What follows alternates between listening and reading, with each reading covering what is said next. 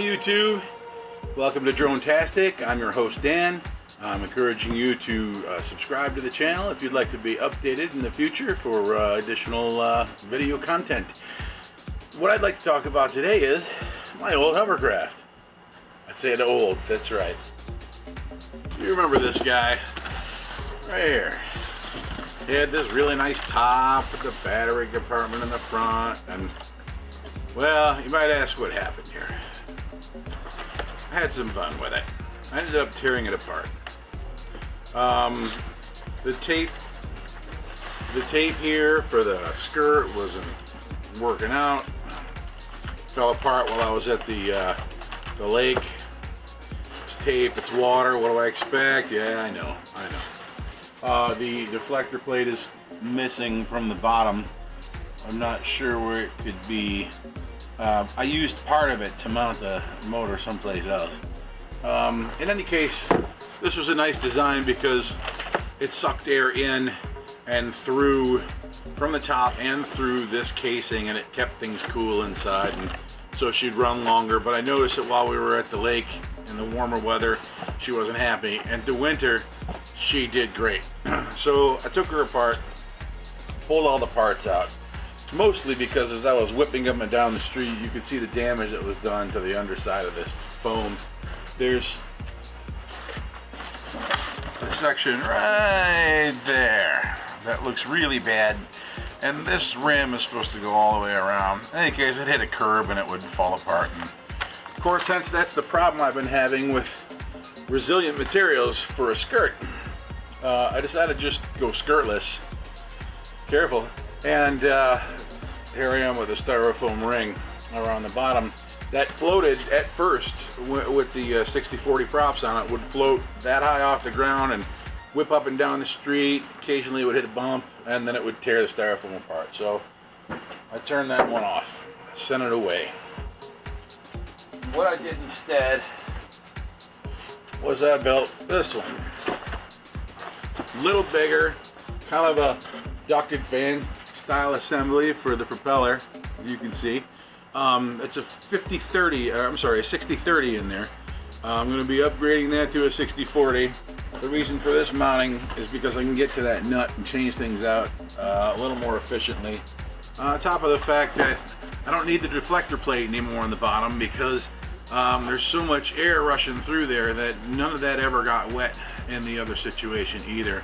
I may seal up the bottom with some hot glue where the paper meets everything, but as you can see on the underside, it's all foam. There is no anything. And can you guess what this is? I'll give it 3 seconds. It's a pool noodle. All I had to do was cut that on a 45-degree angle and glue it together. And I used foam tack because the hot glue was melting this low density foam and was making it really unhappy. The back end is essentially the same back end from the old hovercraft with another duct running another 60-30 in the back. Now what's happening is that the motors spin up and they start to bog down and they get angry. Now I touch the motors and they're cool, which leaves one thing, which is the speed controllers are 12 amp, and I think this motor pulls closer to 20 when you're running a 60-40, which explains why my flying wing also sputters in the air as of late. So I'm going to pull all those speed controls out and replace them with 30 amps so that they won't run hot, right? And that will be, I think that's going to be perfect. So as soon as I get this thing taken care of and get those power supplies, so the ESCs swapped out, we're going to get some video of this thing in action.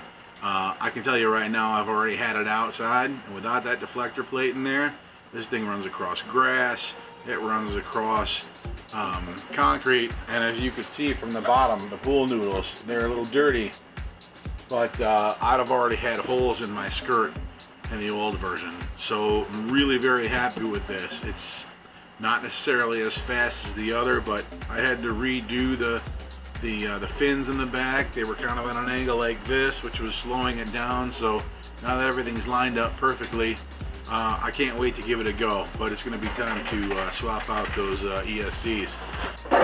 So this top here is just a compression fit.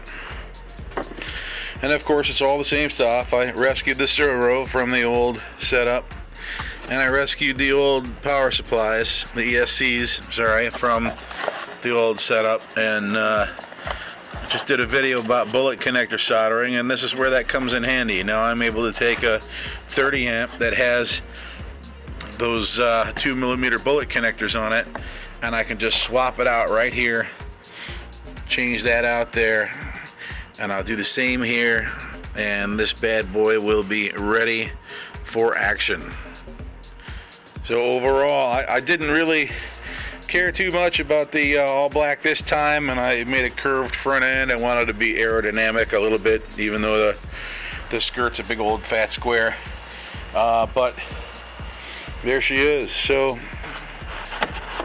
not too terribly difficult to get the top on. Just kind of give it a little squeeze, and there she sits. Rotate it, and there's the Hovercraft. So as soon as I get this running, I'll get some ground running video, and we'll take it across the grass, and we'll take it along the concrete, and I have no doubt that it will handle itself quite well in the water. If it handles the concrete just like the other one did, the water will be no problem at all. And the fact that it's all foam exposed on the bottom with foam tack glue holding it all together, which is waterproof, there will be no sinking and hopefully no flipping. Alright, so thanks again for stopping by. Once again, if you like what you see, go ahead and subscribe so you can be kept up to date on my latest updates. And have a great day. Take care.